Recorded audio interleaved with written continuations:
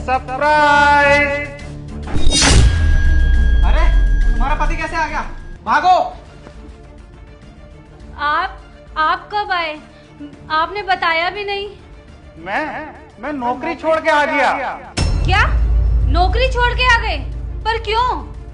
अरे पगली, मैं नौकरी छोड़ के नहीं, छुट्टियों पे आया हूँ।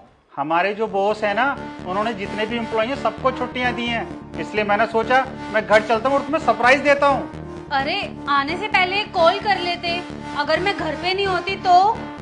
अरे अगर मैं कॉल करके आता तो तुम्हें सरप्राइज कैसे दे पाता? मैंने तो पहले से ही सोच रखा था, मैं घर जाके अपनी प्यारी बीवी को सरप्राइज दूंगा जिससे उसकी आंखें फटी की फटी रह जाएं। अच्छा सरप्राइज दिया आपने, मेरी तो सच में ही आंखें फटी की फटी रह गई। फिर कैसा लगा मेरा सरप्राइज? बहुत अच्छा लगा आपका सरप्राइज। चलें फिर अंदर। अंदर? लेकिन हम अंदर नहीं जा सकते। क्यों? हम अंदर क्यों नहीं जा सकते? अरे आप इतनी दूर से आए हैं, आप थक गए होंगे। पहले मैं आपको खाना लगा देती हूँ, आप तब तक फ्रेश हो जाओ, फिर हम चलते हैं। अरे पहले हम अंदर चलते हैं ताकि हम अच्छा सा टाइम स्पेंड कर सकें। अच्छा सिया, मैं चलती हूँ, कल फिर आऊंगी। ठीक है, तुम जाओ। रुको, बताओ ये कौन है? ये मेरी इंग्लिश टीचर है। वो आपको तो पता ही है ना कि मेरी इंग्लिश कितनी वीक है, तो बस मैंने सोचा मैं अपने इंग्लिश की ट्यूशन लगा लेती हूँ, तो बस ये मुझे पढ़ाने ही आती है। ये तुम्हारी ट्यूशन टीचर है, पर ये तुम्हारे बेडरूम में क्या कर रही थी? अंदर? अजी वो क्या है ना, मैं पढ़ाते पढ़ाते थक गई थी, इसलिए अंदर सो गई। हाँ, ये थक गई थी और सो गई थी थोड़ी देर के लिए। तुम एक काम करो ना, तुम जाओ, कल आ जाना। रुक जाओ, पहले से देखो तो सही इसकी आवाज कैसी है। वो क्या है ना, मैंने बर्फ वाला पानी पी लिया था, इस वजह से मेरी आवाज ऐसी हो गई। अब मैं इसमें क्या कर सकती हूँ? क्या इसका गला खराब है? मुझे तो लगता है इसके गला खराब होने के साथ साथ इसकी चाल भी खराब है। और ये क्या, इनने स्पोर्ट्स शूज पहन रखे हैं घर के अंदर? अजी आप ये कैसी बातें कर रहे हैं? ये तो फैशन है आजकल का। देखो इसको, ये कहीं से भी लड़की जैसी लग रही है, और लड़कियों की ऐसी आवाज कहाँ होती है?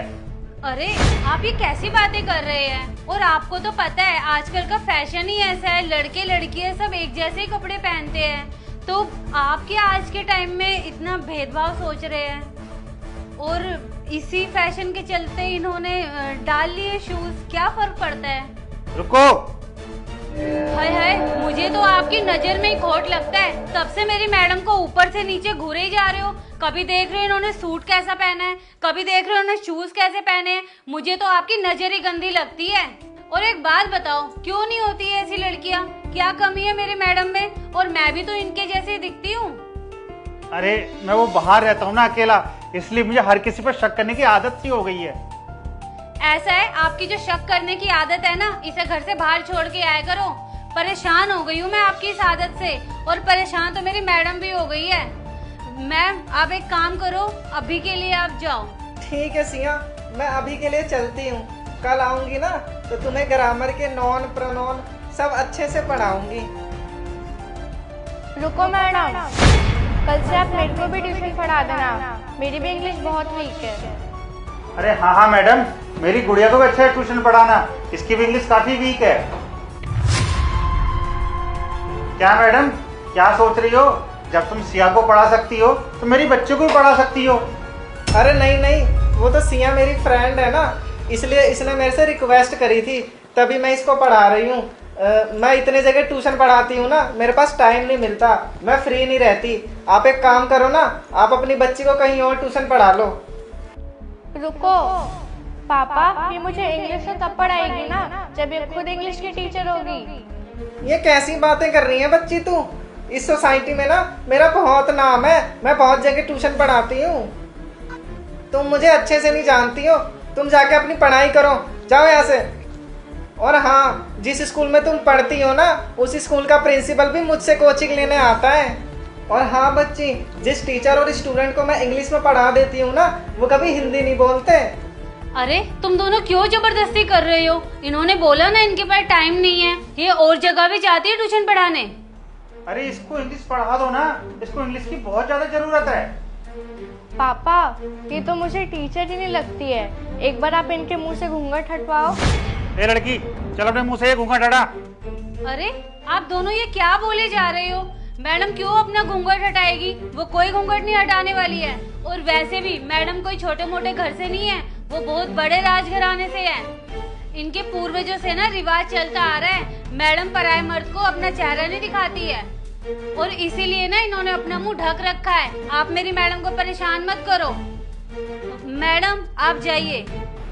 अरे पापा ये घूंघट तो तब हटाएगी ना जब ये लड़की होगी। क्यों हटाए? नहीं हटाएगी अपना घूंघट ये।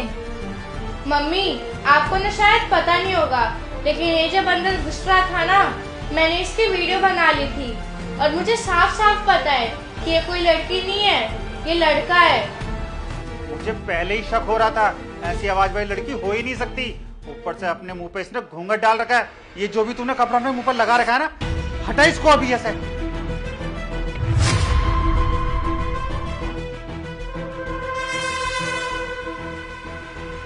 देख ले, मैं कुछ भी कर सकता हूँ, मैं इसका पति हूँ।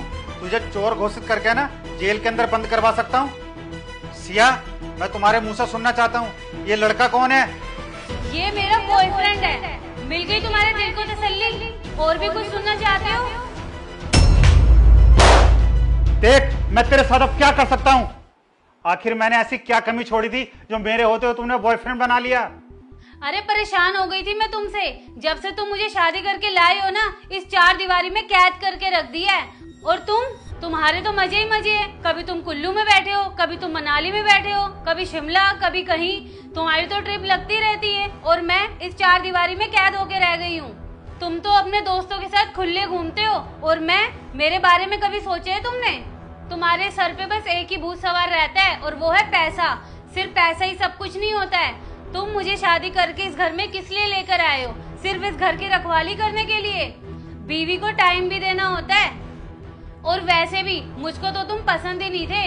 वो तो मेरे घर वालों के कहने पे मैंने तुमसे शादी करी है, क्योंकि उनको तुम पसंद थे, और उन्होंने मेरी शादी तुमसे जबरदस्ती करवा दी। मुझे कोई इंटरेस्ट नहीं था तुम में। और हाँ, पहले भी मुझे यही पसंद था, आज भी मुझे यही पसंद है। तुम तो ऑफिस की तरफ से कभी भी बाहर चले जाते हो, और मेरा क्या, मैं तो यहाँ पर अकेली रह जाती हूँ। कभी सोचा है मेरे बारे में? तुमसे शादी के बाद मेरी तो इनसे बिल्कुल बातचीत ही बंद हो गई थी, और मैं यहाँ पर कितनी अकेली पड़ गई थी ये सिर्फ मुझे ही पता है। वो तो भला हो भगवान का, एक दिन ये हमारे यहाँ पर दूध बेचने आए, और मेरी इनसे दोबारा बातचीत हो गई, और इन्होंने जब मुझे प्रपोज किया तो मैंने भी हाँ कर दी। और तुम्हारे ना होने से ना हमारा रिलेशन बहुत अच्छा चल रहा है। मैं तो इन्हीं के साथ खुश हूँ। जितनी मेहनत करके मैं काम करता हूँ ना, उतना तो तुम कर भी नहीं पाओगी। हाँ हाँ जाओ फिर, क्यों आए हो यहाँ पर? मुझे तुम्हारी कोई जरूरत नहीं है, और वैसे भी मैं इसके साथ अब बहुत खुश हूँ। हाँ हाँ, मैं चला जाऊंगा, तलाक देकर चला जाऊंगा। और ये दूध वाला कितने कमा लेते होगा? 300-400 रुपए। जब इसके साथ सड़कों की दर दर की ठोकरें खाएगी ना, तब तुझे एहसास होगा ये जो भूत चढ़ा हुआ ना आस्की का, ये 4 दिन में निकल जाएगा। और हाँ बेटा, हम क्यों जाएंगे इस घर से? जाएंगे तो ये दोनों, क्योंकि ये घर तो हमारा है। और हाँ बेटा, तूने जो ये वीडियो बनाई है ना, हम इन दोनों के खिलाफ यूज करेंगे कोर्ट के अंदर। फिर तो ये हम पे कोई केस ही नहीं कर पाएगी। तुम दोनों खड़े खड़े मेरी शक्ल क्या देख रहे हो? निकलो यहाँ से अभी।